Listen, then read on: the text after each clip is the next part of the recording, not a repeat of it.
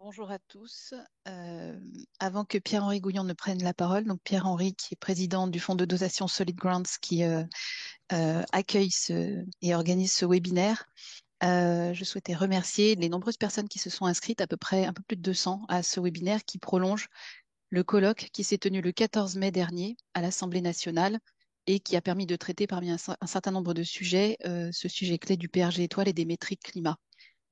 Pour ce qui est de la logistique, vous pouvez poser les questions complémentaires à celles que vous avez déjà posées lors de l'inscription dans le Q&R qui est au milieu de la barre du bas. Les autres questions, celles que vous avez déjà posées lors de l'inscription, ont été rassemblées par l'intervenant Xavier Poux et donneront lieu à des réponses structurées par thème. Voilà, Pierre-Henri, à toi la parole. Bonjour, bonjour à toutes et à tous. J'ai le plaisir donc d'introduire ce webinaire qui est donc organisé par le Fonds Polyglot Institute. On va aujourd'hui parler de sujets qui sont assez techniques a priori, hein. Il s'agit des métriques qui permettent de mesurer l'impact en termes de climat de- des activités humaines. Se pose le problème de savoir comment on mélange différents différentes émissions, en particulier CO2 et méthane. Ça a l'air assez technique comme ça, mais ça a une importance fondamentale si on veut comprendre toute une série de débats concernant en général la transition agricole et écologique et la façon dont les consommateurs peuvent agir sur cette transition, ce qui nous intéresse au premier chef à Solid Grounds. Évidemment, ça interagira avec la question de la façon dont est produit le Planet Score que nous promouvons, mais ça ne sera pas le sujet aujourd'hui. Le sujet aujourd'hui, on va rester strictement sur les questions des aspects scientifiques de la façon dont on s'occupe de ces problèmes d'émissions de gaz à effet de serre.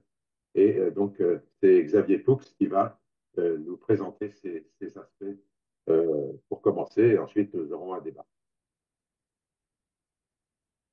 Merci beaucoup Pierre-Henri. Comme l'a dit Pierre-Henri Gouillon, je vais me concentrer sur les aspects plutôt scientifiques, mais on va voir que ça va avoir des interférences, on va dire, avec le politique. Mais on va déjà comprendre les bases assez concrètes et techniques de ce dossier. Alors, je vais essayer d'avoir la main sur mon PowerPoint. Alors, le contexte, il vous a pas échappé. Je pense que c'est pour ça que vous êtes là derrière votre ordinateur. C'est celui d'une nouvelle métrique qui s'appelle le PRG étoile, qui est relativement récente, hein. Elle a été développée il y a 4 ans dans sa dernière version, donc on peut dire que c'est nouveau. Et c'est une métrique qui a été développée pour mieux prendre en compte la courte durée de vie du méthane. Je vais largement m'étendre là-dessus. Il est clair qu'elle est controversée, et je reviendrai aussi sur la controverse, mais c'est pas étonnant qu'elle le soit vu que c'est une nouveauté. Et déjà, je pense que comme objet d'aujourd'hui, ça serait bien poser les termes de cette controverse, de comprendre les implications de la courte durée de vie du méthane en amont du PRG étoile. La PRG étoile, c'est une métrique qui rend compte de mécanismes physiques qu'il faut déjà bien comprendre. Et qu'est-ce que ça change pour l'évaluation du système alimentaire européen? C'est ça les aspects qu'on va voir. Alors déjà, avant de commencer, peut-être se poser des questions. Vous allez voir, c'est un peu compliqué, ça change les choses. Et on peut se poser la question de pourquoi s'investir sur un tel projet. Alors, je commence par les promoteurs scientifiques du PRG étoile, donc Mike Salen et son équipe, Michel Kane en particulier, mais pas seulement, donc, qui sont des chercheurs à l'université d'Oxford, hein, qui sont très reconnus, très impliqués dans les travaux du GIEC, etc. Et je lui ai posé la question de pourquoi il s'était lancé là-dedans. Et son point de départ, c'est une insatisfaction scientifique par rapport au PRG 100. On va y revenir là-dessus. Et le constat que les problèmes qu'on peut avoir sur le PRG 100 conduisent à des choix politiques mal pensés en matière de climat et pas seulement. Et en ce qui me concerne, bon, c'est un sujet que j'ai découvert il y a 3-4 ans, que j'ai largement mûri, ruminé avec un intérêt scientifique certain. Et ce qui m'est assez vite apparu, c'est que ça permettait de mieux penser et argumenter ce que j'appelle le nexus climat-biodiversité, où il y a cette espèce de tension où on dit, ben oui, c'est bien d'avoir des ruminants extensifs dans les paysages, mais comme ils émettent du méthane, qu'est-ce qu'on fait? Donc, je renvoie aussi à des travaux récents qui ont été publiés par l'OFB. Il y a deux publications que vous pouvez déjà trouver sur le sujet sur le site de l'OFB. Et il y en a une qui va sortir dans les jours ou semaines qui viennent.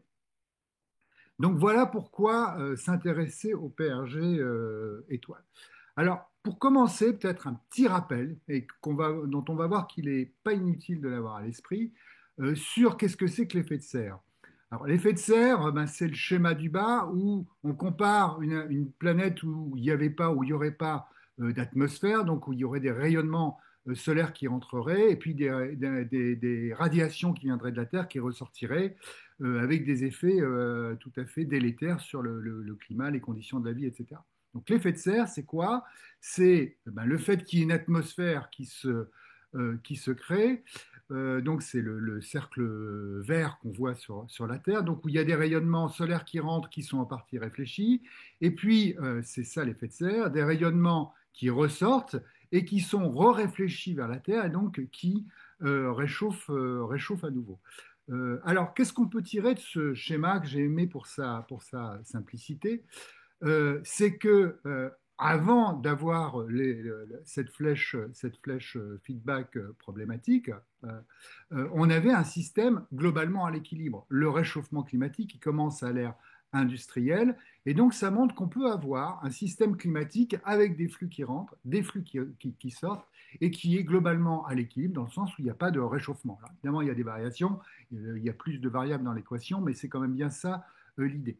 Et ce raisonnement tout simple, il met en évidence l'importance de raisonner avec des cycles qui ont certaines durées. La vapeur d'eau, on est dans un cycle qui est de l'ordre de la semaine. Le méthane, on va le voir, qui est de l'ordre d'une dizaine d'années. Le carbone, le CO2, pardon, ça va jusqu'à 1000 ans. Donc la question, c'est celle de la vitesse à laquelle ça rentre, la vitesse à laquelle ça sort. Ça permet aussi de rappeler que l'effet de serre, ben, il procède pour beaucoup d'émissions naturelles, et je vous donne deux chiffres. Entre un tiers et 40% des émissions du méthane sont naturelles, au sens où elles viennent des zones humides, elles ne sont pas liées à des activités humaines, hein, elles viennent de la nature. Si on retirait l'homme et ses activités, on aurait quand même des émissions. Et c'est à peu près 60% pour le protoxyde d'azote qui vient aussi des cycles de l'azote naturel. Et donc il faut être aussi conscient que du coup, dans les inventaires d'émissions, notamment suite à Kyoto et aux accords de Paris, on ne prend en compte que les émissions anthropiques, hein. C'est ça qui compte parce que c'est ça qui induit un réchauffement, le réchauffement additionnel qu'on constate et qui est dramatique. Alors, donc il y a des gaz à effet de serre dans l'atmosphère. La difficulté, c'est que ces gaz, ils sont extrêmement variés. Ils varient par leur pouvoir radiatif, c'est-à-dire la quantité d'énergie qu'ils sont capables de capter quand il y a un rayonnement solaire qui arrive. Ils sont très variables, et ce sera central, par leur durée de vie. Et ils sont aussi variables par les effets qu'ils induisent sur les autres gaz dans l'atmosphère. Je ne rentre pas dans le détail, c'est un joyeux champ de recherche de savoir si j'ai cette telle molécule, tel équilibre, est-ce que ça joue sur les dynamiques des autres molécules. Et la question qui était posée, c'était donc, est-ce qu'on peut avoir une seule métrique qui permet d'agréger tous ces gaz à effet de serre dans leur variété? Et ce qui a été développé, c'est une approche qui ressemble un peu à un amortissement comptable dans une approche, dans le concept, et qui est ce qu'on appelle le PRG 100. Alors, c'est très important pourquoi je parle du PRG 100? Parce qu'on ne peut pas comprendre l'intérêt et les critiques du PRG étoile si on n'a pas bien compris ça, parce que c'est en fait une alternative à cette métrique qui est celle qu'on utilise quand on dit les ruminants, c'est plus de 50% des gaz à effet de serre de l'agriculture en France. Donc, qu'est-ce que ça veut dire? C'est plus de 50% des gaz à effet de serre. Donc, comment on fait? Eh bien, on imagine un modèle pour agréger ces différents gaz à effet de serre. On imagine qu'on balance à un moment donné, pouf, une tonne, par exemple, de méthane, une tonne de CO2, une tonne de protoxyde d'azote, une tonne d'un gaz fluoré, etc. Et on voit ce que ça donne en termes d'énergie apportée au système atmosphérique. Donc, si on prend la courbe rouge qui pourrait être celle du méthane, voilà l'énergie qui est apportée. Il y en a énormément au départ, c'est un effet flash, puis après ça baisse assez vite et ça devient très négligeable à partir de 50, même 20 ans Le CO2, c'est la courbe bleue. On voit que c'est beaucoup plus stable. Et en vert, vous avez encore d'autres gaz. Donc le PRG 100, qu'est-ce que c'est? C'est une convention. On dit, eh bien, on considère que sur une période de temps donnée, la molécule de CO2, de dioxyde de carbone, va apporter une certaine quantité d'énergie au système atmosphérique, et je considère que sur la période donnée, c'est 1. Et après, on compare les autres gaz à effet de serre en disant combien de fois plus d'énergie apporte-t-il au système. Mais vous avez compris que c'est un raisonnement qui est un peu théorique où on réfléchit à, pof, j'apporte une tonne, une certaine quantité de gaz à un moment donné et je regarde ce que ça donne. Alors, ça me permet de parler aussi du PRG20 où on voit que finalement ce qui compte, ce qui change, c'est la période de référence, c'est plus 100 ans, c'est 20 ans. Donc c'est la différence entre le PRG100 et le PRG20, c'est pas sur la dangerosité ou l'impact ou le comportement de la molécule, c'est sur l'horizon temporel qui est retenu dans le calcul. Donc voilà un tableau qui rappelle les fameux PRG au cours du temps. Donc vous voyez qu'ils varient parce que comme la composition atmosphérique varie au cours du temps, eh bien l'effet relatif d'une molécule, par exemple de méthane, change au cours du temps. Elle était de 21 avec ses unités convention en 90, elle est de 25 ou 28 aujourd'hui. Bah, le tableau date un petit peu, j'ai pas fait attention, mais peu importe, c'est pas vraiment l'objet. Donc on voit le CO2 1 par définition, le méthane, ça serait plutôt 28 aujourd'hui, et le protoxyde d'azote, ben, on est autour de 300, 272, etc. Donc voilà, quand on dit qu'il y a plus de gaz à effet de serre, alors, on va creuser ça. Je pense que c'est intéressant en partant de. Je me suis permis d'utiliser un argument qui est utilisé contre le PRG100 et qui dit voilà pourquoi il faut utiliser continuer des arguments contre le PRG étoile, excusez-moi, et qui explique pourquoi il faut continuer à utiliser le PRG100 en citant par exemple le Subsidiary Body for Scientific and Technical Advice de la Convention 4 des Nations Unies sur le changement climatique. Donc c'est l'organe, c'est le secrétaire entre le politique et le technique. Et voilà ce que j'ai trouvé sur le site de cette institution, une présentation d'un autre climatologue anglais qui parle du PRG100 précisément, hein, qui critique, et je vais vous la faire vite, je vais vous faire rapide, mais en fait c'est une mise en évidence des limites extrêmement fortes qu'il y a sur le PRG100, et notamment il rappelle quelque chose que tous les climatologues savent, c'est que raisonner en ce qu'on appelle pulse en émissions d'une fois, c'est très théorique parce que le climat, c'est pas ça, c'est des émissions qui sont en continu. Donc la question, c'est comment on fait l'intégrale, comment on agrège ces régimes d'émissions.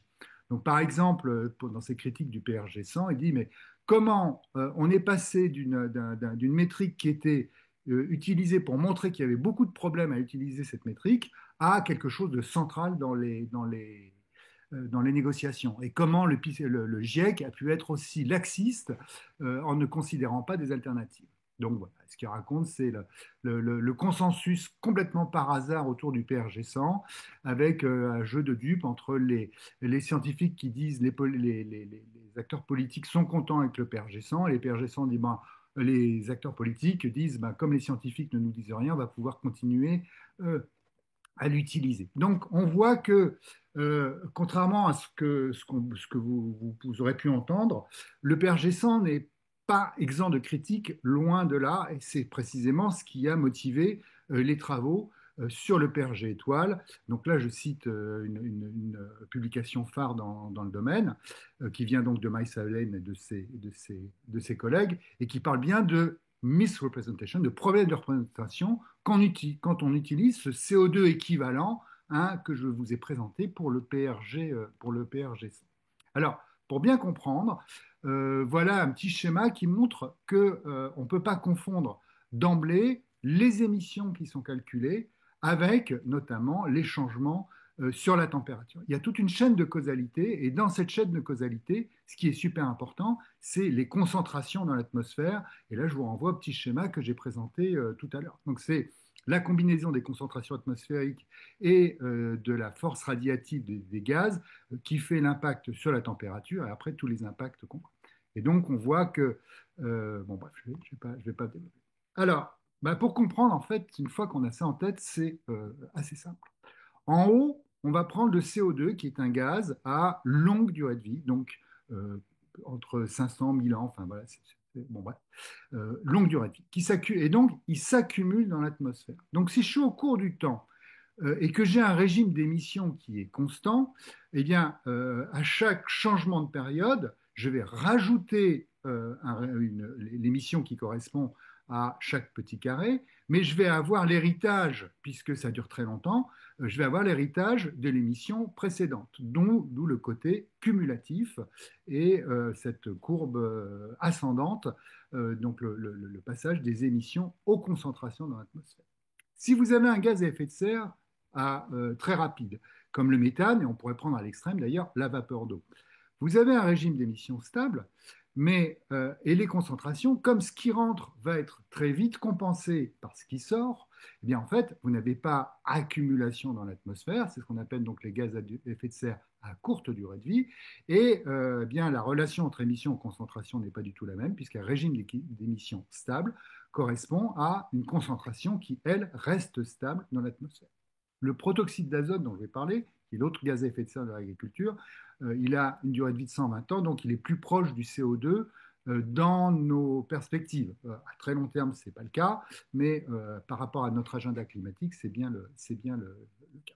Donc ça, c'est essentiel. Et une fois qu'on a compris ça, eh bien, en fait, on a la base du raisonnement. Alors, voilà ce que montre comment on peut décliner ça. Si vous avez un régime d'émission qui est stable, eh bien, la température, entre les deux, il faudrait parler de la concentration, mais on fait vite le passage, en tout cas j'espère.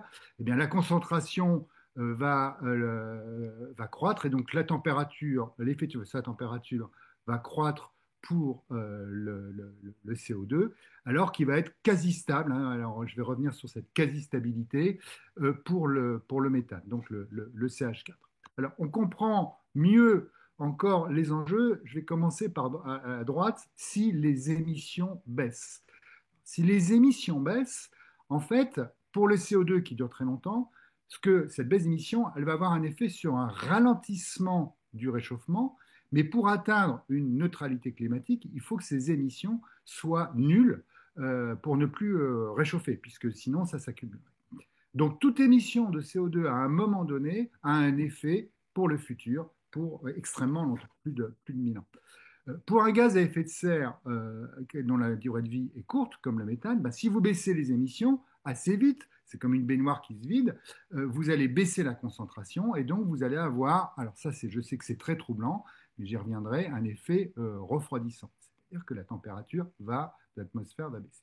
Et puis si on va à gauche où les émissions croissent, eh bien, effectivement, dans les deux cas, vous avez une augmentation de température qui ne se fait pas tout à fait au même rythme avec les mêmes équations, mais dans les deux cas, on a bien un réchauffement et c'est logique. Et c'est ce qui se passe aujourd'hui, hein. Attention, là, c'est un schéma de principe, mais on est dans la situation à gauche avec les émissions actuelles. Donc le protoxyde d'azote, c'est ce que j'ai dit, c'est proche du CO2. Alors je vais revenir sur cet effet refroidissant parce que d'expérience, et c'est normal, il est extrêmement troublant. Je vais reprendre ce schéma. Imaginons que les émissions de méthane baissent. Donc, il va disparaître, je vais vous dire, il va se transformer en autre chose, je vais revenir. Et donc, ça veut dire que la concentration en gaz à effet de serre dans l'atmosphère va baisser. Et si on voit bien qu'on est dans une situation intermédiaire, on va bien avoir potentiellement un refroidissement. Donc, encore une fois, là, revenez-y là-dessus. Je sais que c'est un petit peu difficile à saisir d'emblée, mais c'est très logique quand on y réfléchit. Alors, revenons à une autre représentation qui va permettre faire intervenir un autre parallèle. Donc, j'ai mes vaches qui émettent du méthane, qui se concentrent dans l'atmosphère et qui, avec un régime de rayonnement, va avoir un certain effet réchauffant. Mais cette vache, et à la fin, je l'ai dit, le CH4, il ne reste pas dans l'atmosphère. Qu'est-ce qui devient? Il devient du CO2. On va dire oui, c'est de l'arnaque en fait, hein, parce qu'on a un effet réchauffant très fort, on a du CO2 à la fin, donc on n'a pas gagné grand-chose. Sauf que la vache ne crée pas de méthane, ne crée pas de carbone, elle ne fait que recycler un atome de carbone qui a été d'abord fixé par la vache quand elle a mangé une plante qui avait auparavant fixé du CO2. Donc là, sur la partie CO2, on est bien dans un cycle qu'on appelle biogénique et qui est exactement le même raisonnement quand on dit que brûler du bois que renouveler ne contribue pas à réchauffer l'atmosphère.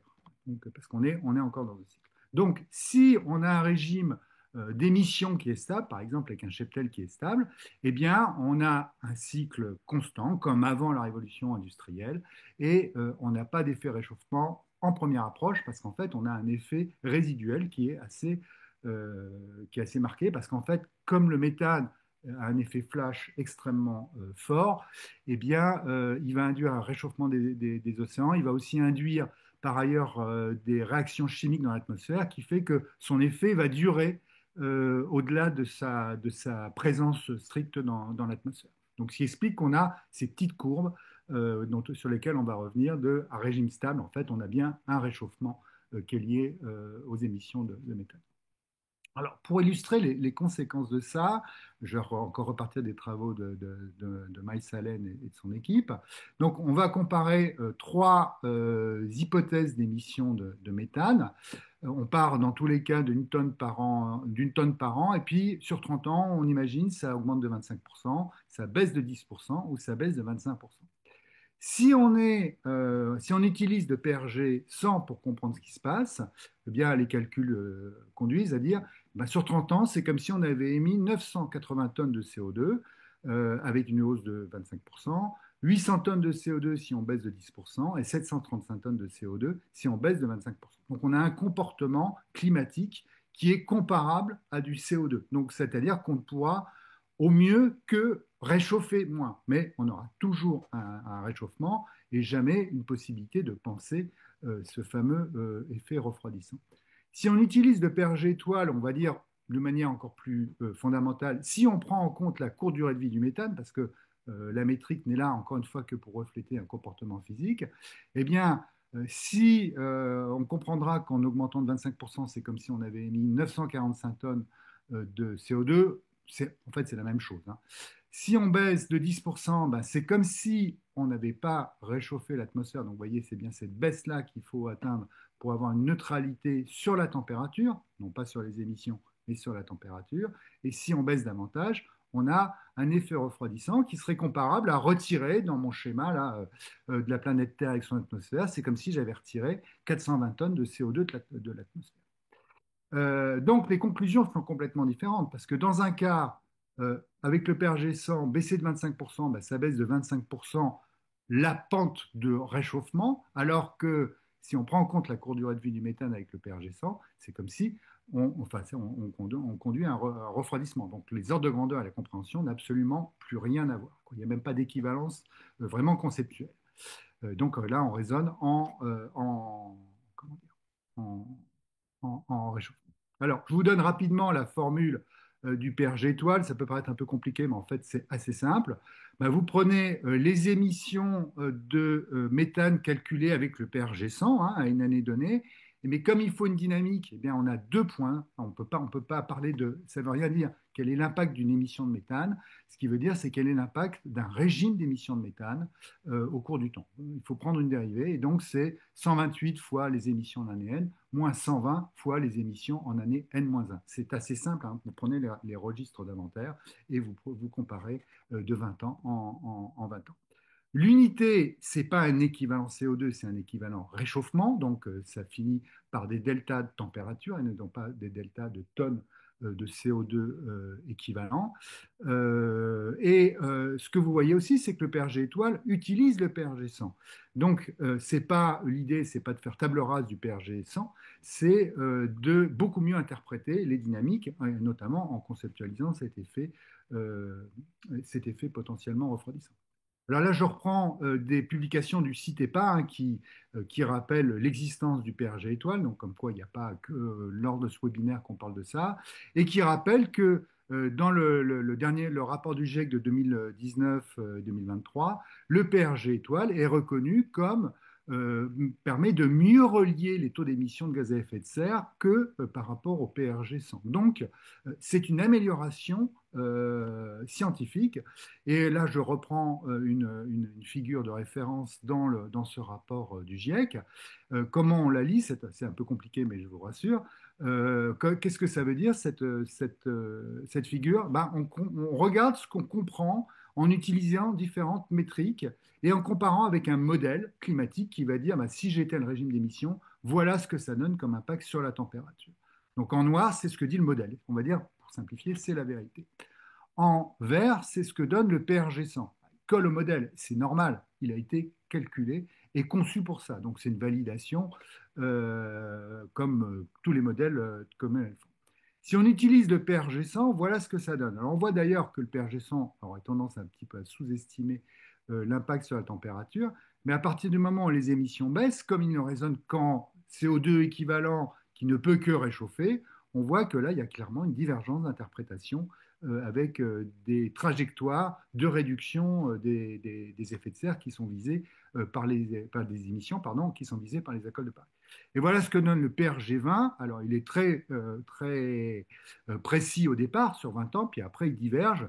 Donc, vous avez peut-être entendu, en fait, le méthane, c'est encore plus grave que ce qu'on dit. C'est pas un 28, c'est 86. En fait, c'est juste un artefact de mesure, encore une fois, avec l'horizon temporel qui est utilisé dans le PRG 100 ou 20. Alors, donc deux remarques importantes sur le PRG étoile. La première, c'est que donc, vous avez compris, ce n'est pas une sous-estimation de l'impact des émissions de méthane par principe. Au contraire, sur le graphique précédent, ça a tendance à mieux montrer l'impact réchauffant du méthane. Et ça marche dans les deux sens, quoi. C'est-à-dire que ça rend mieux compte d'un potentiel effet refroidissant si ça baisse et d'un potentiel effet réchauffant quand ça augmente. Encore une fois, ce n'est pas une négation du PRG100, mais c'est un outil pour mieux en interpréter les impacts, parce qu'on voit que si on utilise uniquement le PRG100, là, on arrive à des problèmes de compréhension assez importants. Alors, pour citer Valérie Masson-Delmotte, là-dessus, une fois qu'on a dit ça, Valérie Masson-Delmotte dit exactement ce que je vous dis sur la validation théorique et scientifique du PRG étoile, hein, il n'y a pas de débat là-dessus. Par contre, ce qu'elle rappelle, et c'est aussi dans le rapport du GIEC, c'est qu'une fois qu'on a dit ça, la question, elle devient politique. Ce n'est pas la métrique, c'est ce qu'on veut faire de la métrique qui est en jeu. Je voudrais citer le fait que, parce qu'encore une fois, on est dans un régime de controverse, c'est normal, mais je voudrais apporter un éclairage sur cette controverse et je vais reciter les travaux de ce subsidiary body pardon, de la Convention 4 sur le changement climatique.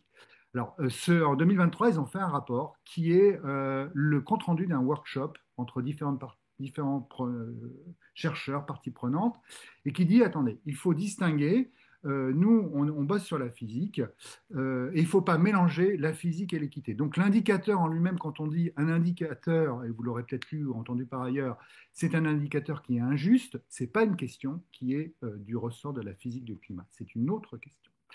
Le deuxième point qui est vraiment très important, c'est que ce comité rappelle qu'en 2007, effectivement, le GIEC recommandait de rester sur le PRG100, mais en voyant tous les problèmes que ça soulevait, depuis 2009, les climatologues ont complètement rouvert la boîte. Et en fait, la question, c'est il faut bien comprendre ce qu'il y a derrière le PRG100. Et selon l'objectif ou les objectifs spécifiques, politiques pardon, spécifiques, d'autres indicateurs peuvent être préférables. Et nous, on s'inscrit complètement dans ce cadre de questionnement. Hein. Donc, voilà. Je pense que c'était très important de rappeler ça. Alors, en synthèse, il n'y a pas de discussion sur le plan physique. Hein. Si vous lisez le Père Gestoile, c'est pas scientifique, ben, faudra creuser pour aller un petit peu voir derrière. On voit que ça va soulever des questions politiques, mais c'est pas l'ordre. Effectivement, on peut craindre des conséquences et des risques politiques. Et pour mettre les pieds dans le plat, on va dire oui, les lobbies de la viande vont se saisir de ça. Et c'est effectivement inévitable, mais on verra que ça peut quand même, je pense que ça va arriver. Mais on peut aussi craindre en symétrique. Pourquoi il y a des critiques sur le PRG100? C'est que ce PRG100 est conduit à des choix politiques en matière de climat et odeur du climat qui sont aussi problématiques. Donc si on ne met pas ça dans la balance, on ne comprend pas pourquoi on devrait s'embêter à introduire une nouvelle métrique qui est un peu complexe, qui change les habitudes, etc. Et on est d'accord que il faut baisser les émissions de méthane, mais qu'il faut y aller d'une manière désagrégée en faisant des priorités sectorielles. Alors, pour illustrer les problèmes, vous avez sans doute ça en tête, est-ce qu'il vaut mieux un végétarien en 4x4 ou un carnivore à vélo? Voilà. C'est une question qui semble pleine de bon sens, mais en fait, qui repose sur, encore une fois, un équivalent CO2 et qui amène à penser qu'on peut compenser des émissions futures de CO2 en faisant tout de suite des baisses de CH4. Donc, Les bénéficiaires du PRG étoile, ce sera les feedlots américains potentiellement, mais les bénéficiaires du PRG 100, c'est les fabricants de voitures et toutes les énergies fossiles. Parce que là, ils mettent la vache en avant en disant on va attendre, on va commencer par baisser la viande parce que c'est plus facile. Alors que tout ce qui n'est pas évité aujourd'hui, on va le payer pendant des millénaires. Donc c'est ça qui a motivé l'équipe de Miles pour faire le PRG, le PRG 100. Et donc, ça pose aussi des questions d'équité entre secteurs, puisque effectivement, les métriques posent des questions d'équité, mais est-ce que c'est, du coup, est-ce que c'est faire de mettre des vaches contre des voitures? Voilà, une autre question qui est rarement posée dans le débat, mais moi Donc, Juste un voilà. petit point, Xavier, je ne veux pas t'interrompre, mais tu viens de dire Miles Allen, c'est la raison pour laquelle il a travaillé avec ses collègues sur le PRG, et tu as dit 100, c'est bien le PRG étoile. Ah, merci de me corriger. C'est en Pas de effet. problème, c'est pour l'enregistrement. Moi, je me prends les pieds dans le tapis, après tout ça. Alors, maintenant, je vais vous parler de la deuxième partie, si vous avez à peu près compris les bases climatiques en un temps record. Qu'est-ce que ça change tout ça pour l'agriculture européenne? Alors, parce que bon, je l'ai pas dit et je le dis maintenant, tout ce qui nous mobilise là-dedans, c'est dans l'évaluation de l'impact pour l'agriculture française européenne. En grosso modo, c'est le même cadre. Et il y a une vision qui se pose et qui est tout à fait compréhensible et légitime. On est OK, mais vous nous parlez d'un potentiel effet refroidissant sur lequel je vais revenir et qui est effectivement à l'œuvre à cette échelle, mais la planète brûle. Les émissions de méthane, elles croissent. Donc comment on peut parler d'un sous-système qui serait refroidissant quand l'ensemble du système planétaire se réchauffe? Toutes les molécules de CH4 sont équivalentes. Alors, en réalité, quand on dit ça, c'est toutes les molécules émises par le système humain, puisque c'est celles qu'on comptabilise. Mais admettons, je vais pas argoter là-dessus. Alors, il y a une alternative qui, à mon avis, enfin, qui est celle qui s'impose d'un point de vue politique, mais qui mérite une discussion sans doute, c'est celle qui découle des accords de Paris. Parce qu'une fois qu'on a dit que c'est un grand tout, comment on fait? Effectivement, le climat, c'est un bien commun, mais l'accord de Paris, il a dit, pour atteindre un objectif commun, eh ben, il faut décliner par différentes parties, et donc il faut comptabiliser, établir des programmes d'action qui sont par secteur géographique, l'Europe, la France, parfois une entreprise, etc. Et c'est la somme des actions qui compte. Et donc les inventaires, ils sont bien faits à cette échelle-là.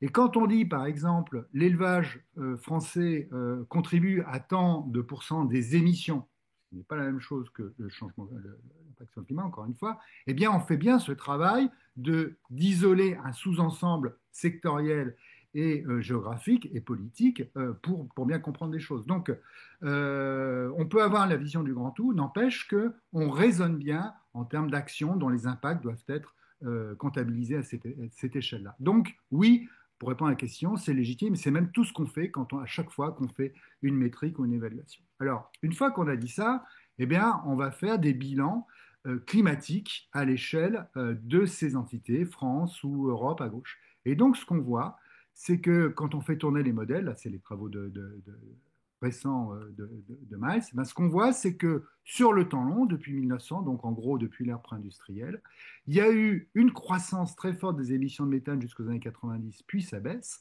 Et donc ces baisses induisent un effet refroidissant. Aujourd'hui, la tendance, c'est un effet refroidissant associé au méthane, aux évolutions du méthane sur l'agriculture européenne ou française, c'est à peu près la même chose. Par contre, le protoxyde d'azote en verre qui croît et qui est lié à l'usage des engrais, pardon, lui croît et induit un réchauffement. Voilà. Donc, aujourd'hui, la conclusion, c'est que le gaz à effet de serre de l'agriculture qui réchauffe, c'est le protoxyde d'azote, le N2O, et les tendances d'évolution du méthane conduisent à un effet refroidissant. Il ne faut pas dire le méthane refroidit, ça ne veut rien dire. La dynamique d'évolution du méthane liée à l'agriculture conduit à un effet refroidissant. Euh, donc voilà, ça c'est l'explication de la courbe précédente. Alors, ça change quand même beaucoup de choses.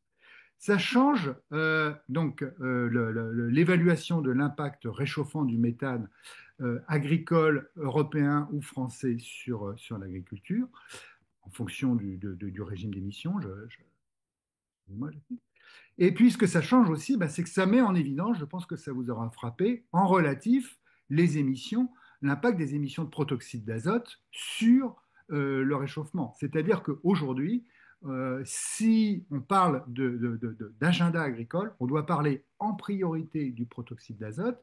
Le jour où il y aura une tendance à la croissance du méthane sur l'agriculture européenne, la perspective changera, mais ce n'est vraiment pas la priorité actuelle, ce n'est pas du tout la tendance. Donc aujourd'hui, focal sur le protoxyde d'azote.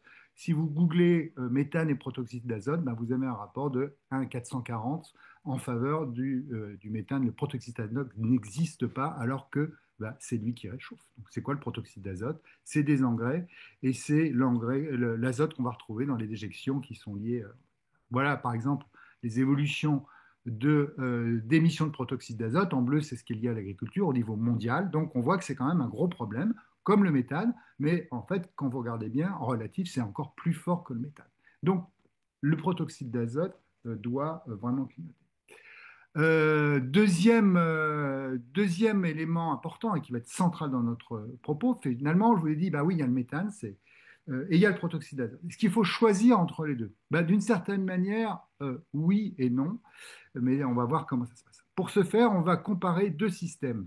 À gauche, un système laitier très intensif, maïs soja importé, beaucoup d'azote minéral, parce que pour produire beaucoup d'aliments du bétail, ben, il faut fertiliser. Je ne sais pas si vous le savez, moi je l'ai appris récemment, même le soja, qui est une légumineuse au Brésil, il est fertilisé pour qu'il pousse mieux. Donc voilà à gauche. Et à droite, un système agroécologique ben, autonome, sans azote minéral, sans soja, et qui boucle les cycles à l'échelle de son paysage, où donc on a effectivement des animaux qui émettent du méthane, mais dans un régime stable, proche du système naturel pré-industriel.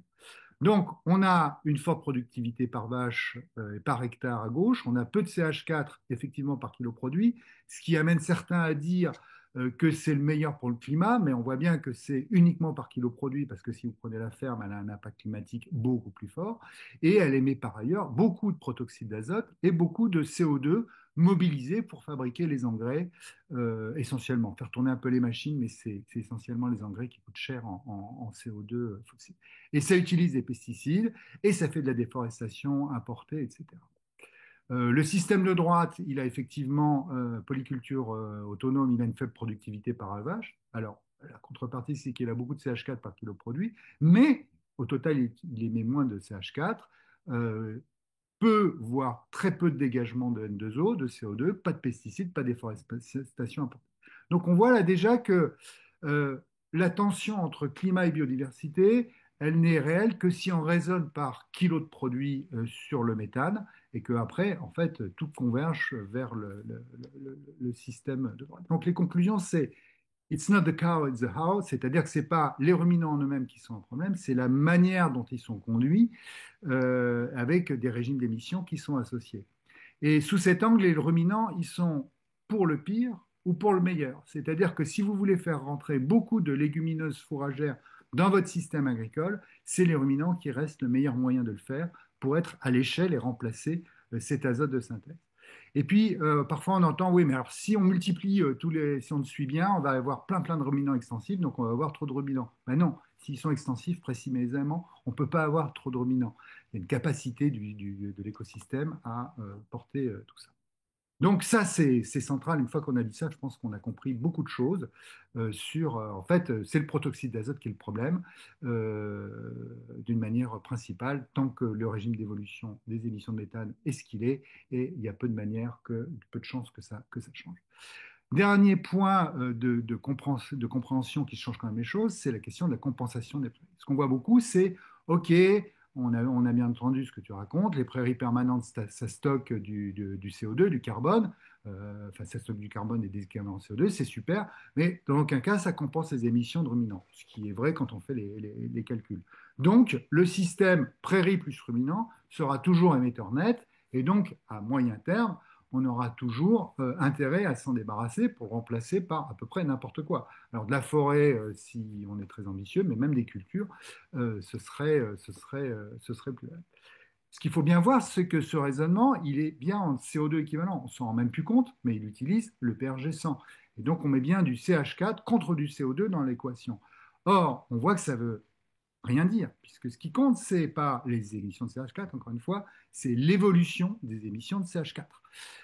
Et donc, tant que celles-là baissent, ou même si elles sont stables, alors ça, je ne l'ai pas dit, j'aurais dû le dire, quand vous êtes à régime de stabilité, en fait, l'équivalent, c'est pas comme 28 tonnes de CO2 émis, c'est ça réchauffe autant que 4 tonnes de 4 fois, 4 fois 7, 28, 7 tonnes, pardon, ça réchauffe autant que 7 tonnes de CO2. Donc on voit bien qu'en fait, le PRG étoile change complètement la problématique de compensation. Il n'y a rien à compenser si on ne réchauffe pas ou si on réchauffe peu. Donc il faut garder les prairies et les ruminants qui vont dessus. Alors, pour conclure, je voudrais comparer trois systèmes agroalimentaires qui sont des candidats pour le futur.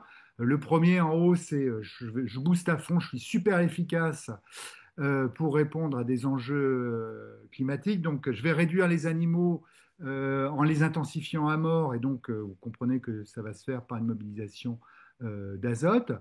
En orange au milieu, c'est dire non, mais même les animaux sont un problème, donc je vais aller vers à l'extrême uniquement une agriculture végétale qui va être la plus efficace possible.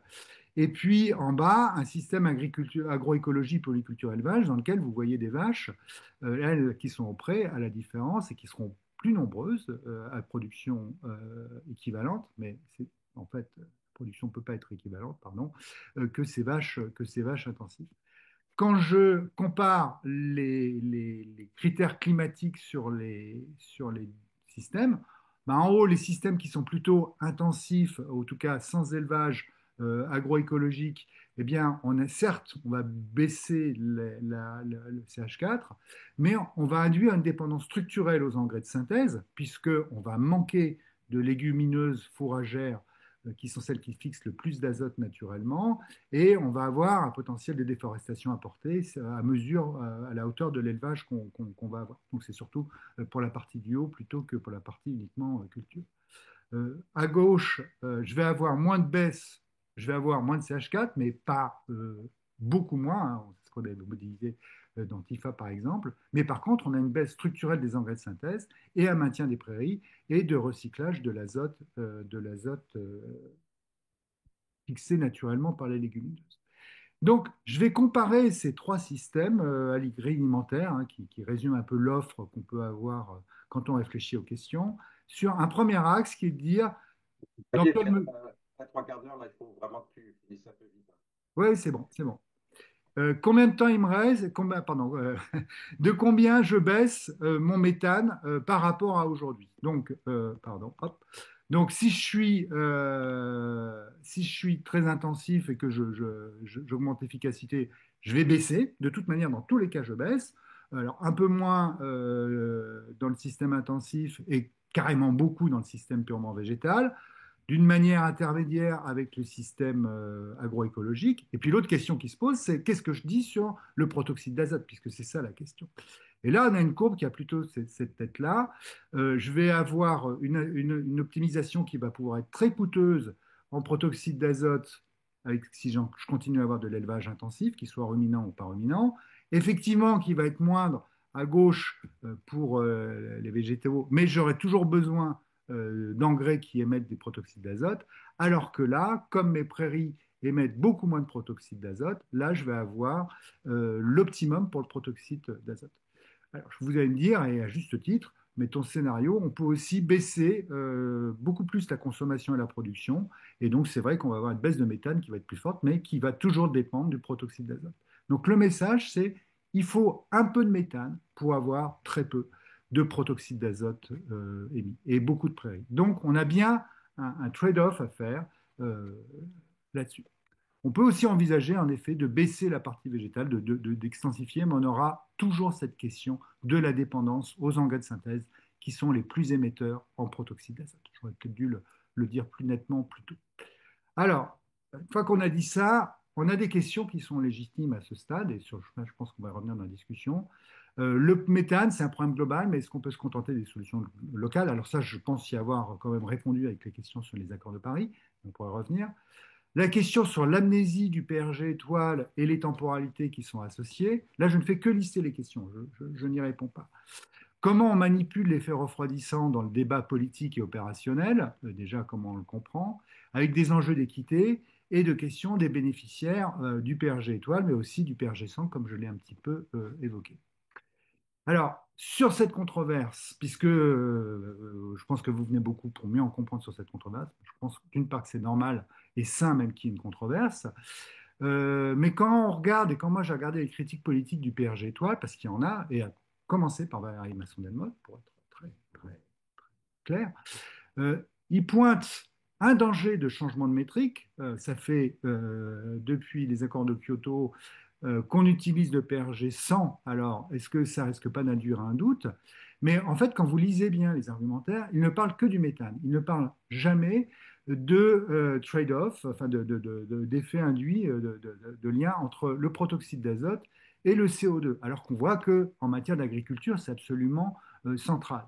Et il reste uniquement dans une problématique climato-centrée. Il ne parle pas d'occupation des sols, alors que ça a des effets aussi sur le climat, sur la biodiversité et plus globalement sur la multifonctionnalité. Donc c'est ma dernière diapo. Effectivement, les métriques déterminent notre compréhension des enjeux. Là, je pense que, j'espère que vous en avez une démonstration. Et donc des priorités politiques. Et donc là, ce qui est au cœur, c'est l'élevage et le type d'élevage qui est en jeu. Nous, ce qu'on défend, c'est que le PRG étoile, c'est un complément pertinent au PRG 100 parce que ça permet de d'abord mieux comprendre ce qui se passe, hein, scientifiquement, c'est quand même pas tout à fait rien, et ça permet de mieux comprendre les impacts du protoxyde d'azote, du rôle des prairies et de leur retournement notamment, et de la déforestation importée. Et donc, tout à fait en conformité avec la phrase du Standing Committee de la Convention 4 des Nations Unies sur le changement climatique que vous disiez, bah oui, c'est une question politique et qu'on prend bien en tant que telle. Mais nous, on considère qu'il y a des enjeux qui sont liés à la fois au climat et à la biodiversité. Et la bonne nouvelle, c'est que les deux convergent et que bah, ça vaut le coup de mettre tout ça dans le débat pour mieux comprendre et prendre des choix qui sont vitaux. Parce que si c'est pour détruire la biodiversité au prix d'un agenda climatique mal compris, là, c'est extrêmement grave. Je vous remercie de votre attention. J'espère ne pas avoir été trop rapide, mais il y avait beaucoup de choses à raconter. Je vous remercie. Merci Xavier. On va maintenant passer à la discussion très rapidement. Elle va être gérée par Sabine et Adrien. Alors, qu'est-ce que vous voyez là?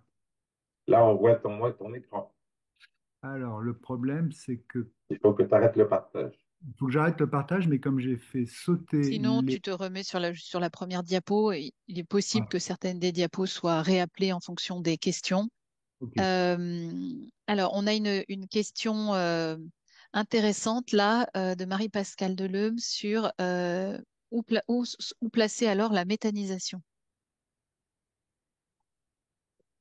Alors, la méthanisation, il y a deux manières de l'appréhender. Et alors, parce que la méthanisation, c'est quoi? Il y a une première approche qui consiste à dire, je remplace des animaux qui émettent du méthane par des méthaniseurs. Et donc, mon système, c'est celui-là. Et donc là, ce que je vais faire, c'est que je vais faire un bilan. Ben, je vais comparer moins de vaches avec plus de méthane produit, plus de fuite, et je vais regarder ce qui se passe. Et donc, je vais considérer un système agri-énergie alimentaire, et je vais consolider tout ça. Ça, c'est une première approche. Il y a une deuxième approche qui consiste à dire, on a un système alimentaire et on a un système énergétique. Et la méthanisation contribue à un système énergétique. Auquel cas, ben, je vais regarder l'impact des deux filières qui ne répondent pas aux mêmes enjeux. Donc, je vais regarder l'alimentation, selon les cadres que j'ai définis. Et puis, je vais regarder la méthanisation.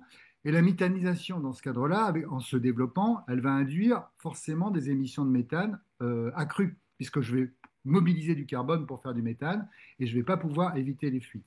Donc là, on va comptabiliser une augmentation des émissions de méthane et bah avec la prise en compte de la courbe durée de vie du méthane, en fait, les impacts sont beaucoup plus rapides au départ quand vous croissez que quand vous êtes en régime stable. Donc là, c'est un peu la double peine d'un point de vue climatique, quoi. Merci Xavier. Autre question intéressante qui est revenue à plusieurs reprises. On est tous maintenant très inquiets quand on mange de la viande de vache ou globalement de ruminants, voire des produits laitiers donc issus de ce même type d'animaux. Comment bien faire aujourd'hui? Ben, tout tient Peut-on dans... bien faire pour le climat? Voilà, j'en liste plusieurs. Peut-on bien faire pour le climat en mangeant des produits de ce type-là? Et est-ce que vraiment végétarien, ça n'est pas mieux? Alors, tout tient dans It's not the cow, it's the how. Donc, en bon français, ça veut dire c'est pas la vache en elle-même ou le mouton ou la brebis, mais ça sonne tellement bien. C'est la manière dont elle est élevée. Alors, il y a deux messages en fait. Il y en a un, c'est il faut pas manger de produits d'élevage qui sont problématiques pour l'environnement. Donc, les vaches, effectivement, et c'est vrai aussi du poulet ou du cochon intensif. Mais si on est sur le méthane, faut pas manger tellement de viande que ça va réinduire une augmentation de la production de viande. Mais encore une fois, on n'en est pas là. Donc, voilà, ça c'est le premier message. Mais le deuxième message qui est, à mon avis, encore plus fort d'une certaine manière, c'est on va prendre l'autre partie de la question. Est-ce que c'est pas mieux d'être végétarien? Si on est purement végétarien, alors à titre individuel, évidemment, c'est un choix qu'on peut faire, alors qui se comprend tout à fait. Mais si on est purement végétarien, ou plutôt vegan, parce que la question c'est ça, on va plus avoir d'animaux dans le paysage. Alors, effectivement, à court terme, on va se dire, je vais baisser les émissions de méthane, c'est vrai, mais à moyen terme, je vais me retrouver avec un système qui va dépendre du protoxyde d'azote et donc des engrais de synthèse, et donc qui va être émissif avec des impacts à long terme sur le climat. Donc, ce n'est pas une solution pour le climat et ce n'est pas une solution pour les paysages et la biodiversité. Donc, la conclusion, c'est qu'il faut activement manger des bons produits laitiers et de la bonne viande qui permet de contribuer au cycle de biodiversité, de carbone et d'azote dans les paysages. Si, pour prolonger sur cette question, vaut-il mieux manger en termes simplement climatiques, sans parler des autres enjeux, vaut-il mieux manger du poulet industriel ou de la vache à l'herbe? D'un point de vue purement climatique, bah, encore une fois, ce qu'il y a d'un tout petit peu compliqué, c'est que c'est pas la vache à l'herbe en elle-même, c'est la vache à l'herbe dans un système alimentaire à l'équilibre. Et là, la réponse est assez facile. Ben, il vaut mieux manger de la vache à l'herbe que du poulet. Parce que si on est seulement sur les bilans d'émissions, à la rigueur, ça va peut-être pouvoir se discuter. Mais si on est vraiment sur un impact total sur le climat, et notamment l'occupation du sol et les prairies et tous les services qui sont associés, là, il n'y a pas photo. C'est la vache à l'herbe qui reste la plus performante. Ok. Pardon, Question plus... j'ai pas parlé du soja et de la déforestation importée. Là, Oui, mais alors vas-y, je pense que c'est utile en fait. ça explose les compteurs, là, excusez-moi. C'est tellement évident que j'ai oublié d'en parler. Ok, donc la conclusion, Ben, je peux la vache la à reboucler l'herbe, avec ça? encore plus forte. D'accord, ok. Donc en clair, pour répondre à cette question, merci à tous ceux qui posent aussi des questions effectivement très concrètes. Effectivement, il vaut mieux dans les régimes actuels favoriser la vache à l'herbe versus le poulet intensif. Je voudrais juste faire un petit commentaire parce que tu as dit régime végétarien. Il faut être conscient que quand on mange du fromage, il y a de la viande qui est induite, qui est coproduite par le fromage. Donc voilà, il faut avoir ça en tête juste. Oui, précision effectivement utile. Merci beaucoup. Euh, alors ensuite, une question plus politique. Des personnes qui se demandent si il ne sera pas vraiment difficile de faire changer de métrique puisque le consensus politique tel qu'il a été, alors là d'ailleurs on a quelqu'un qui réévoque le colloque du 14 mai, même le climatologue du GIEC qui était présent qui a expliqué que le PRG100 était un consensus politique incluant avec les organisations et les pays producteurs d'énergie fossile. Donc, il ressent comme une grande difficulté dans l'avenir à arriver à faire évoluer la prise en compte d'un PRG qui soit plus réaliste. Donc, il demande, est-ce qu'il ne serait pas plus intéressant de fixer des objectifs de réduction différents selon les différents gaz à effet de serre ou des objectifs de réduction en équivalent CO2 du méthane plus modestes que pour les autres GES et de C'est mettre l'accent sur le protoxyde d'azote. C'est effectivement, je pense, une option et c'est ce que Miles et beaucoup d'autres climatologues prônent. Euh, on peut l'afficher comme ça. Il faut être juste conscient que pour bien établir les objectifs de réduction, on va avoir besoin de deux choses. On va avoir besoin, un, de raisonner solidement sur les impacts climatiques. Donc, on va faire tourner un modèle. On va peut-être pas utiliser le PRG étoile. Bon, après tout, on s'en fout peut-être si les modèles sont bons et on va arriver aux mêmes conclusions. Le deuxième point, c'est qu'il faut être au clair sur les relations systémiques qu'on peut avoir. Parce que par exemple, dire, parce que c'est un peu un implicite quand même, dire je vais baisser à mort les émissions de méthane et je vais baisser à mort les émissions de protoxyde d'azote, là on voit qu'au bout d'un moment, on va quand même avoir une contradiction là-dessus. Donc il faut que les objectifs de réduction gaz par gaz qu'on se fixe, il faut qu'ils soient cohérents d'un point de vue agronomique et alimentaire. Et donc là, il y a tout ce boulot à faire qui ne dépend pas centralement du PRG étoile, mais auquel le PRG étoile permet quand même de bien mieux l'équiper que le PRG 100. Et merci Xavier. Une question sur ce PRG étoile a-t-il été pris en compte dans les travaux du Shift Project? Alors, oui et non, il a été cité en tant que tel. Il y a un encadré auquel d'ailleurs on a contribué, je crois on peut l'afficher. Mais c'est juste pour info, de la même manière qu'il est cité dans les travaux du CITEPA depuis 2 ans, avec un encadré qui est très bien fait d'ailleurs, etc. Donc, il renvoie une publication qui est, à mon avis, assez critiquable par ailleurs, mais on pourra en discuter. Donc, la réponse, c'est identifié, c'est dans l'écran radar, mais on n'en tire pas les conclusions en termes d'impact sur la température et le climat. Et autre question, donc je pense que ça c'est quelqu'un qui a un doute sur le fait que le méthane ne provoque pas du réchauffement long terme. Tu as parlé de méthane cycle fermé. Que devient le méthane au fil des années au-delà de sa durée de vie théorique approximative dans l'atmosphère de 120 ans? Alors, non, Le méthane, là, je suis pas sûr de comprendre la question parce que le méthane, c'est pas 120 ans. Le protoxyde d'azote ou le méthane? Alors effectivement, la question est rédigée comme ça. Désolée, j'ai pas relevé effectivement parce que j'ai écrit par ailleurs à quelqu'un, enfin en réponse qu'effectivement le protoxyde d'azote était 120 ans. Donc je ne sais pas si la question concerne au final le méthane ou le protoxyde d'azote. Bon, Donc, alors, si je vais la répondre. personne qui a non, écrit ça bah, peut le le répéter. méthane, il devient du CO2, mais du CO2, comme on Exactement. l'a vu, Et qui correspond au CO2 qui a été mangé par la vache, au carbone qui a été mangé par la vache, donc Exactement. il y a un bilan il n'y a pas de nul. création de En carbone. revanche, pour le protoxyde d'azote, oui, tu peux peut-être répondre, Xavier. Alors, je vais répondre de mémoire, mais il faudra vérifier. Alors, je crois que les orages sont assez importants. Peut-être que vous avez aussi la réponse. Je crois que les orages sont très importants pour ça. Et je crois que ça redevient tout simplement du N2, de l'azote gazeux qu'on a dans l'atmosphère. Ça marche.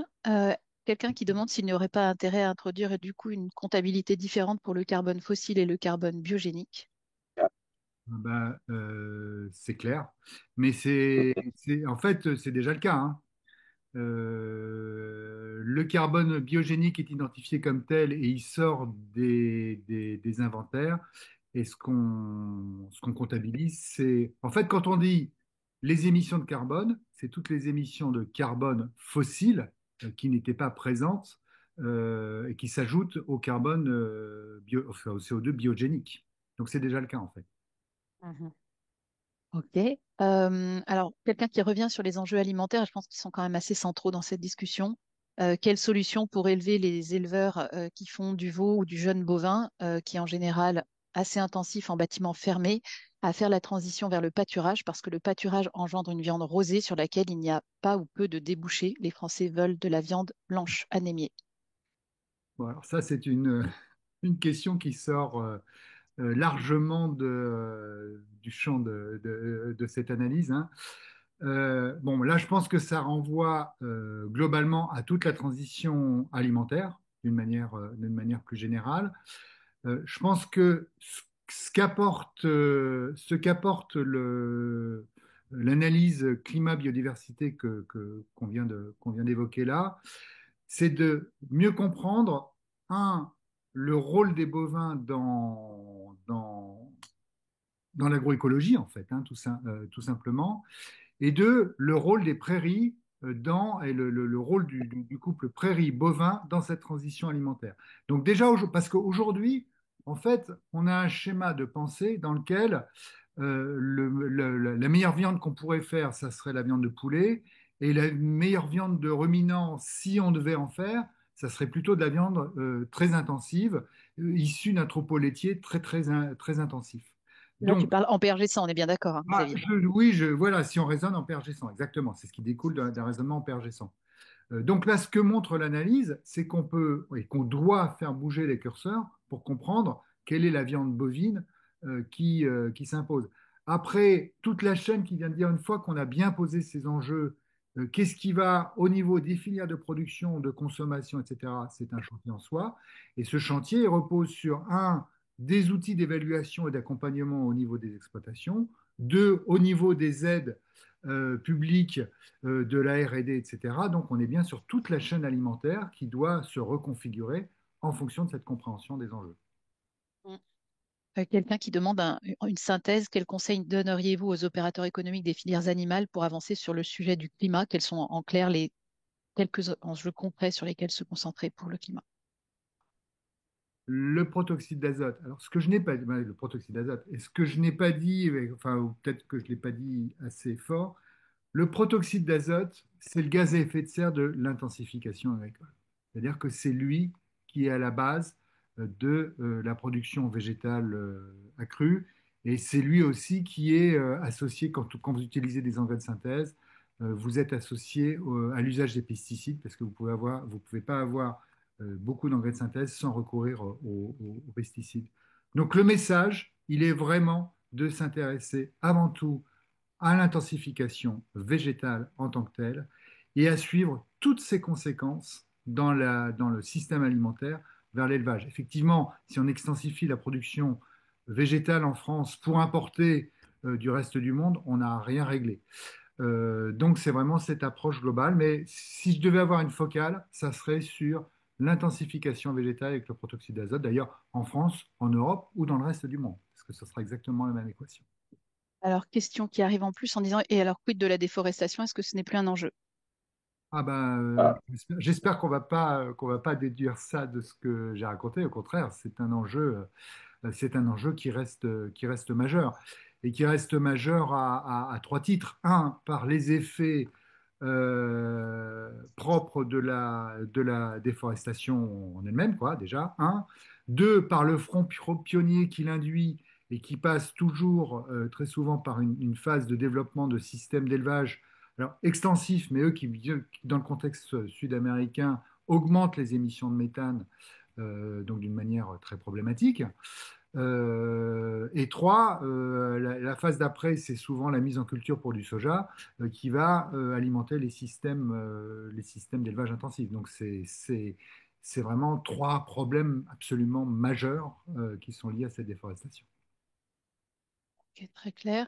Vous nous avez dit ce qui était a priori défavorable, protoxyde d'azote ce qui rentre ensuite dans le feed et déforestation. Que peut-on faire vraiment de bien, de mieux? Pouvez-vous récapituler? Déjà, je pense il y a une mise à l'agenda, si je puis dire. Il y a déjà prendre conscience de ça, parce que d'expérience, c'est pas du tout mis en œuvre. Après, cette question, elle est un peu trop générique pour que je puisse y répondre. Alors, d'un point de vue du consommateur, si je me place du point de vue du consommateur, eh ben, on va retrouver le côté de manger de produits qui sont issus de l'agriculture extensive, sans pesticides, etc. Donc, d'avoir un régime équilibré. On voit qu'une viande de ruminant aura sa place, mais d'ailleurs, il y a d'autres viandes hein, qui recyclent. Le porc extensif, enfin, pas, qui n'est pas nourri au grain, au maïs et au soja ou au tourteau, il a aussi toute sa place. Donc, une alimentation équilibrée avec une part végétale qui croît. Donc, du point de vue du consommateur, c'est un régime alimentaire diversifié avec ce que je racontais auparavant, une place active qui est donnée au système d'élevage de ruminants herbagés extensifs. Ça, c'est pour le consommateur. Qu'est-ce qu'on peut faire pour le politique? Eh bien, il y a déjà posé le bon diagnostic, ça je pense que nos travaux peuvent y contribuer, et orienter les politiques publiques dans ce sens-là de manière beaucoup plus spécifique. C'est-à-dire qu'aujourd'hui, on ne peut pas dire que la cause de l'élevage extensif soit complètement absente de considérants politiques. Il y a des tas de gens qui portent ça. Par contre, ce qu'on voit, c'est une certaine ambivalence en disant, j'ai ça d'un côté, mais d'un autre côté, je mets beaucoup d'efforts pour pousser un élevage efficace, très intensif, et supposé être efficace d'un point de vue du climat. Et tant qu'on a les deux, ben, en fait, celui qui va perdre à la fin, c'est l'élevage extensif. Donc, du point de vue des politiques publiques, c'est d'avoir une approche beaucoup plus cohérente et qui fait beaucoup plus, qui assure beaucoup plus la transition de l'intensivité vers l'extensivité, quoi. Et c'est une grosse question, hein, là. Alors, question pratique, probablement d'un bureau d'études. D'un point de vue pratique, il n'est pas si évident de calculer le PRG étoile pour les industries agroalimentaires pour faire le scope 3. Euh, Ben, ça se discute cette histoire. En fait, toute la question est celle de l'échelle à laquelle on raisonne. Je pense on a quand même un petit peu tendance à raisonner d'un point de vue microéconomique, à l'échelle d'une entreprise ou d'une exploitation, enfin, une entreprise, le cas échéant, une exploitation laitière. Effectivement, à cette échelle microéconomique, ça ne veut pas dire grand-chose, parce que si je prends le cas d'une exploitation, elle va s'inscrire dans un système alimentaire plus large. Et les dynamiques qu'elle va avoir ne peuvent pas être uniquement analysées à cette échelle-là. Je prends un exemple concret. Je suis éleveur, j'arrête ma production bovine, bon, donc je vais gagner énormément sur mes émissions de gaz à effet de serre, de méthane, sur mes émissions, encore une fois. Mais ce qui compte, c'est qu'est-ce que va devenir ce que je produisais avant. Si c'est repris par la ferme d'à côté, elle va augmenter son bilan d'émissions, mais on voit bien que c'est juste un artefact comptable. Donc, toute la question, c'est celle de définir la bonne échelle à laquelle on va utiliser ces métriques. Et là, on a de la chance en Europe d'être dans un système agroalimentaire qui est globalement et relativement bien circonscrit et fonctionnel à cette échelle européenne. Donc moi, ce que je recommande, mais là je pense qu'il y a un chantier méthodo, mais je ne pense pas qu'il soit du tout insoluble, ce que je recommande, c'est de prendre des valeurs qui ont un sens à cette échelle du système agroalimentaire, bien compris dans sa dynamique, et de les appliquer à un niveau microéconomique. Donc ne pas, en fait, en clair, on ne va pas prendre les 20 ans d'émissions passées d'une ferme donnée, on va plutôt se poser la question, dans quelle dynamique agroalimentaire s'inscrit cette ferme et quelles sont les émissions macro qui découlent de cette dynamique du système agroalimentaire. Donc là, il y a un travail d'interpolation à faire. Et j'en profite pour répondre peut-être à une autre, parce que je pense que c'est extrêmement important, de répondre à une autre question qu'on voit souvent et qui est tout à fait légitime. C'est, OK, ce que vous racontez, c'est qu'on a à l'échelle globale un effet, enfin pas global, pardon, excusez-moi, à l'échelle du système alimentaire européen, on a un refroidissement. Donc, est-ce que ça veut dire qu'on va compter une valeur négative pour les émissions de méthane liées aux ruminants, par exemple? Bah, la réponse est c'est une question assez théorique, mais en matière politique, ça serait une erreur énorme, parce que ça reviendra à dire que plus on mangerait de quelque chose qui est négatif, moins on émettrait, et donc plus on refroidirait. Là, on voit bien que c'est faux. Le raisonnement est faux. Donc, à cette échelle individuelle et dans ce cadre d'application de champ des politiques publiques, il faut utiliser un coefficient, enfin une valeur du PRG étoile qui soit positive et qui permette de continuer d'accompagner une réduction, alors moins forte que peut-être ce qu'on constate aujourd'hui, ou une stabilisation. Et là, il y a un réglage vraiment politique à faire, en bonne connaissance de cause des métriques. Mais il ne faut surtout pas utiliser le PRG100. Par contre, si je fais du reporting à l'échelle européenne ou à l'échelle d'un État membre, considérer cet effet refroidissant, parce qu'il est là, il est tout à fait légitime de le faire. Donc là, il faut juste distinguer et articuler et expliquer d'un point de vue politique pourquoi ça ne peut pas être la même valeur suivant les objets, les politiques publiques et les niveaux auxquels on travaille d'utiliser ça. Ça, je pense que c'est un point vraiment important à avoir à l'esprit. Il ne faut pas avoir une approche mécaniste du truc. Là, on rentre dans la politique, dans la mise en œuvre de la politique publique. Ok. Quelqu'un qui demande si ces considérations sont prises en compte dans le PEF, donc quelqu'un qui connaît visiblement le. Alors, on nous demande les travaux méthodologiques d'analyse de cycle de vie et de PEF à Bruxelles. Bah, tu pourras peut-être répondre mieux que moi. À ma connaissance, absolument pas. Voilà, je Et il confirme, c'est tout en PRG 100. faut être clair qu'il y a une résistance assez forte, bon, qui se comprend, enfin qui s'explique, sinon qui se comprend sur le PRG étoile. Euh, et donc là, on est vraiment dans un travail de traduction, de mise à l'agenda politique dans le cycle de- des débats d'idées politiques, quoi. Ouais. En fait, sur le niveau européen, on a quand même alors actuellement des sociologues qui sont en train de se pencher sur cette résistance au changement, puisque là, on a quand même des évidences scientifiques très fortes qui portent ce PRG étoile.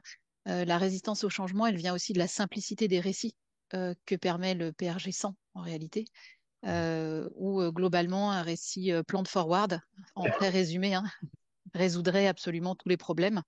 Sachant que typiquement en PRG 100 et donc tel que c'est calculé en analyse de cycle de vie et dans le PEF, la meilleure production pour la planète en termes de climat, c'est quand même la pomme de terre.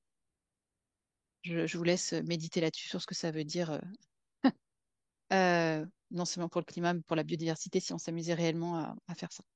Enfin, Je la pense que simplicité du récit entre nous, je trouve quand même qu'on peut nuancer ça parce que, donc, en termes de simplicité de récit, c'est quand même pas très compliqué de dire aux gens faire de l'équivalent CO2, c'est un non-sens, sachant qu'il y a des gaz qui ont des dynamiques très différentes.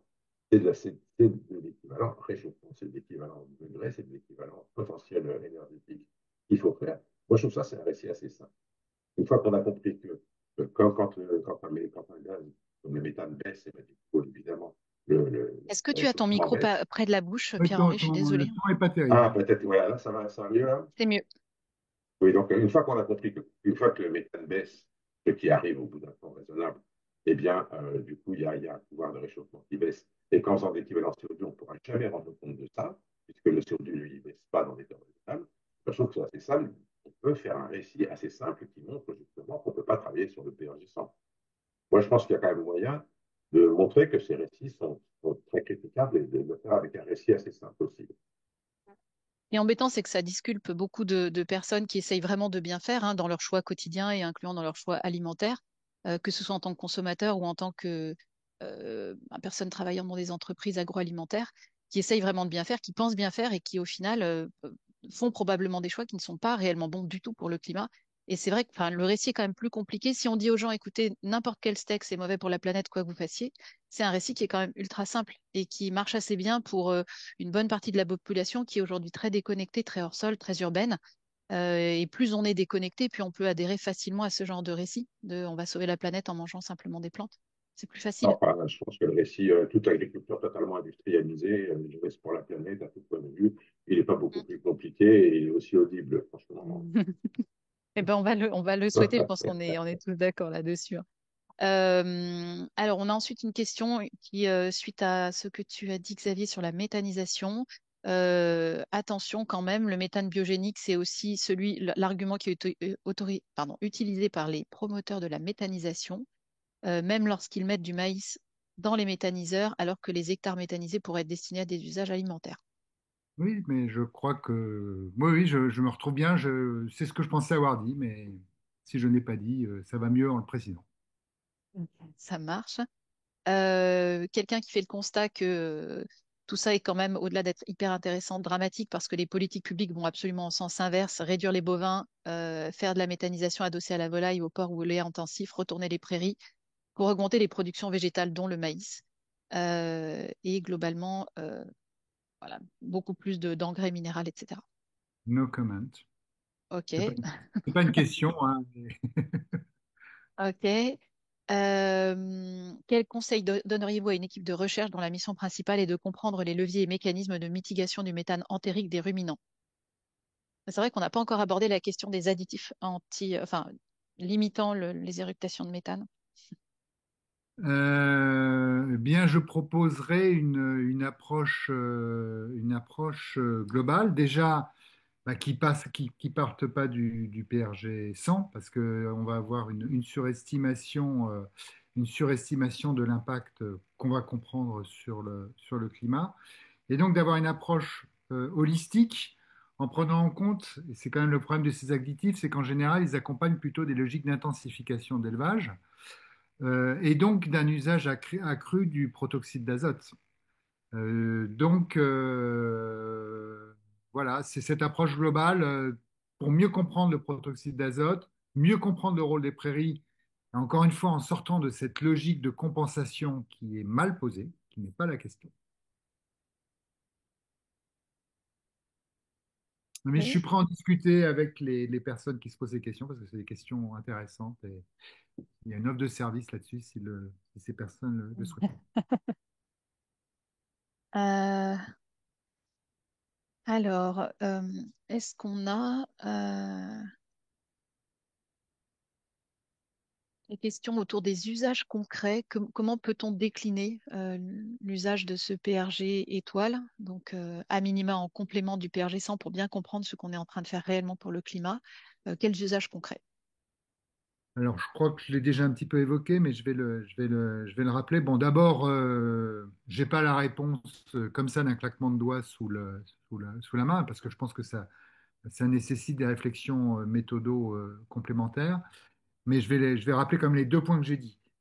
Je pense qu'il y a un usage concret au niveau de l'évaluation de nos systèmes agroalimentaires, donc avec toutes les précautions que j'ai données, qui sont de bien articuler une vision microéconomique avec une vision à l'échelle du système alimentaire pour éviter des effets de report qui seraient mal pensés. Mais ce faisant, bon, c'est compliqué, mais c'est faisable. Je pense que c'est largement la porte. De toute manière, bon, voilà, c'est pas plus compliqué que beaucoup de choses qu'on fait sans le PRG étoile. Donc ça, c'est un premier champ. Donc là, il va falloir des données, d'émissions, d'interpolation, de calcul de coefficients. Je pense par exemple à CAP2ER, qui est utilisé en élevage. Je pense que ça changerait quand même pas mal les choses. Et l'autre usage concret, il est dans le reporting et la communication politique à l'échelle macro, sur quels sont les impacts de notre système alimentaire sur le climat. Et là, je le répète, l'effet refroidissant, à mon avis, doit être pris en compte.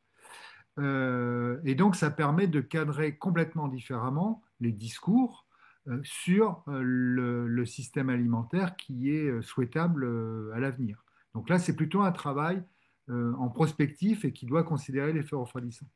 La difficulté effectivement conceptuelle qu'on a, c'est de gérer cette différence qu'on a entre au niveau macro pour le reporting, j'ai un effet refroidissant, c'est clair. Par contre, je ne peux pas et je ne dois pas utiliser cet effet refroidissant dans des évaluations micro qui conduiraient à des choix qui seraient aussi contre-productifs par rapport à ce qu'on vise, quoi. Donc là, il y a un chantier méthodo et théorique en termes de politique publique qui est intéressant, mais qui est pas, qu'il faut bien poser, quoi. On est d'accord. Et alors, désolé, quelqu'un qui nous dit, je n'ai vraiment pas compris l'effet refroidissant. Est-ce que vous pouvez refaire une petite synthèse? Alors, c'est là où peut-être que les diapos vont servir à quelque chose. Ça me frustre un peu de ne pas pouvoir sortir du mode, une fois qu'on a caché les trucs flottants. Euh, alors, c'est normal, hein, c'est une question difficile. Moi, mes collègues, ils m'ont posé 10 fois la question avant de comprendre. Alors, j'espère que ce schéma est clair. Donc, je vais le reprendre. Donc, s'il n'y avait pas d'atmosphère et pas d'effet de serre, on aurait une planète qui serait à moins 18 degrés parce que toute l'énergie se barrerait. On serait comme une planète, comme les autres planètes du système solaire.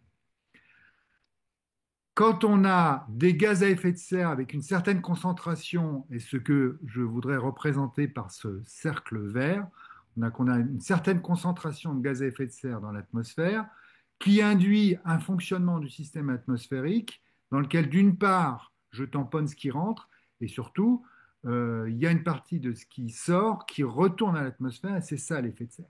C'est donc cette réattraction-là. Et donc, la fraction de ce qui re-rentre dans l'atmosphère est fonction de la concentration et de la composition de l'ensemble des gaz à effet de serre dans cette atmosphère. Et donc, qui induit là l'équilibre, je crois que ça doit être plutôt plein industriel, je pense, les 15 degrés, qui induit la température du globe à 15 degrés. Donc, on voit qu'on a un gradient entre -18 et 15 degrés qui est induit par la présence de ces gaz, de ces différents gaz dans l'atmosphère, à un niveau de concentration donné. Si je baisse la concentration en méthane parce que voilà, je baisse la concentration en méthane. Cela dit, on ne l'a pas du tout évoqué, mais j'en profite. La meilleure manière de le faire, c'est d'arrêter d'extraire du gaz fossile, hein. Enfin, quand même, il faut arrêter les conneries, quoi. C'est les plateformes pétrolières, c'est tout ce qui fuit en Irak, etc. C'est l'enjeu majeur, quoi. Le méthane, c'est super grave, mais c'est pas la vache avant tout, hein. C'est le pipeline et c'est Esso et Total en premier lieu. Bon, bref, mais peu importe. Si je baisse cette concentration de gaz à effet de serre dans l'atmosphère, et notamment par le méthane, parce que ça peut aller vite, eh bien, je vais me retrouver dans une situation intermédiaire entre le +15 et le -18, et donc, je vais bien avoir un effet refroidissant. Quand il y a une initiative qui s'appelle le Global Metal Pledge, donc la cause pour la réduction de méthane au niveau mondial, c'est bien ce qui vise explicitement. C'est une baisse enfin, c'est un refroidissement. Et quand on veut stocker du CO2 et avec des techniques délirantes, qu'on voudrait stocker du CO2 qui est présent dans l'atmosphère et le capter pour le stocker dans le sol, on vise bien aussi un effet refroidissant. Donc j'espère avoir mieux répondu à la question par ce biais. Ça marche.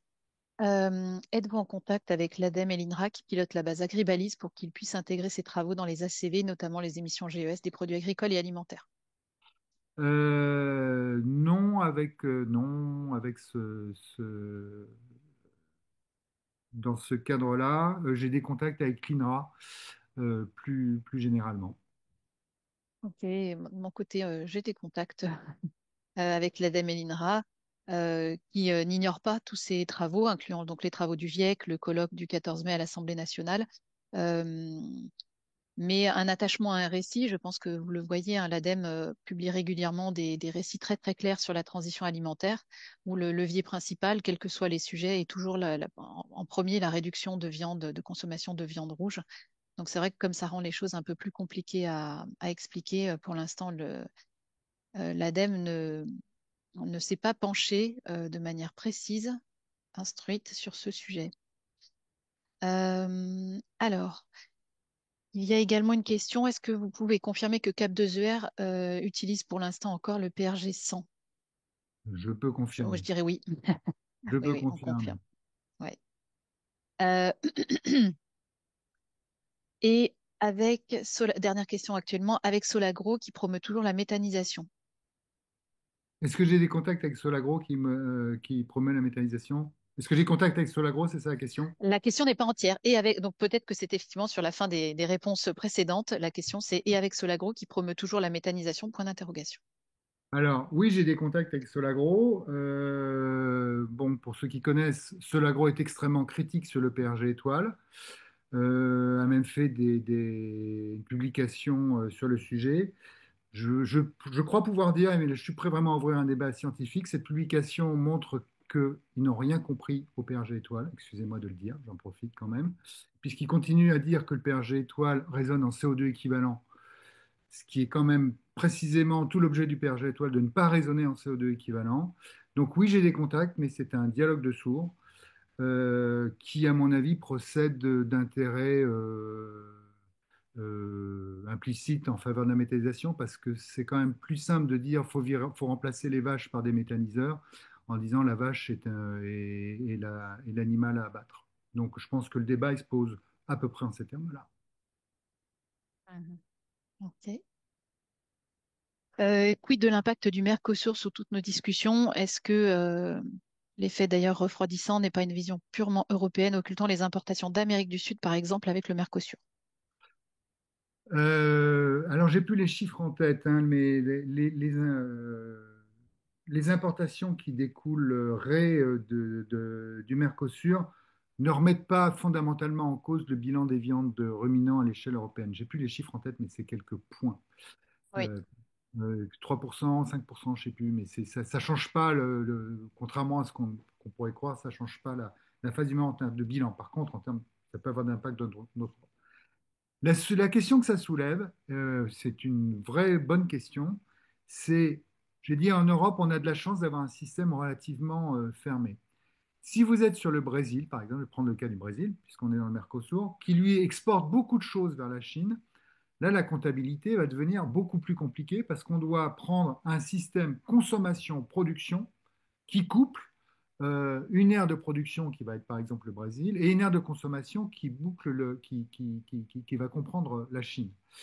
Donc là, je n'ai pas la réponse simple à la question, mais vous avez des gens qui travaillent là-dessus, hein. Quand vous travaillez sur les équivalents, sur les mesures miroirs du carbone, qu'est-ce qu'on importe, qu'est-ce qu'on exporte, c'est des questions qui sont compliquées, mais qui sont traitables d'un point de vue méthodo, quoi. Mais on ne va pas compliquer ce qui n'a pas besoin de l'être dans le cas de l'Europe, je pense. Et Adrien ou Pierre-Henri, je ne sais pas si vous voyez d'autres questions, donc on n'a pas pu toutes les traiter, on a essayé de les traiter de manière thématique en les regroupant. Euh, Bon, alors, moi, je pense qu'on a abordé quand même la plupart des sujets importants et que ce qui est important maintenant, c'est que les gens digèrent tout ça, qu'ils réfléchissent, qu'ils agissent là où ils pourront, parce qu'on est dans une période agitée et que ces questions sont vraiment d'actualité dans beaucoup de domaines. Et moi, je pense que c'est très important qu'ils aient compris les bases et qu'après, ils puissent réfléchir aux applications en ayant compris les bases. Si je oui, peux, alors sachant, pardon, je t'en prie, Xavier. si je peux ajouter quelque chose, parce que moi j'ai constaté que dans le domaine, et c'est assez normal, en fait, la première appréhension qu'on a de cette question, elle n'est pas tellement scientifique et technique, elle est de réputation. C'est-à-dire, on se dit, qui a intérêt à ça, qui porte ça, etc. Et donc là, par exemple, en ce moment, vous avez une pétition qui circule, qui est portée par, je crois, Greenpeace Europe, dont la thématique, c'est de dire le PRG étoile, c'est l'arme absolue de tous les industriels de la viande. Il y a une petite vidéo qui circule qui montre c'est de l'enfumage. Ils mentent, ils disent PRG étoile, et ça permet de justifier les trucs d'industrie de la viande. Bon. Il est évident que les industriels de la viande, ils se saisissent déjà, pas tant que ça en Europe d'ailleurs en vérité, mais ils vont se saisir, ils commencent déjà à se saisir de ça. S'ils suivent bien toute l'analyse, ils voient qu'avec le protoxyde d'azote, ils vont quand même être un petit peu embêtés pour vendre leur vertu climatique si on va au bout du truc. Mais effectivement, il y a forcément un risque de dévoiement.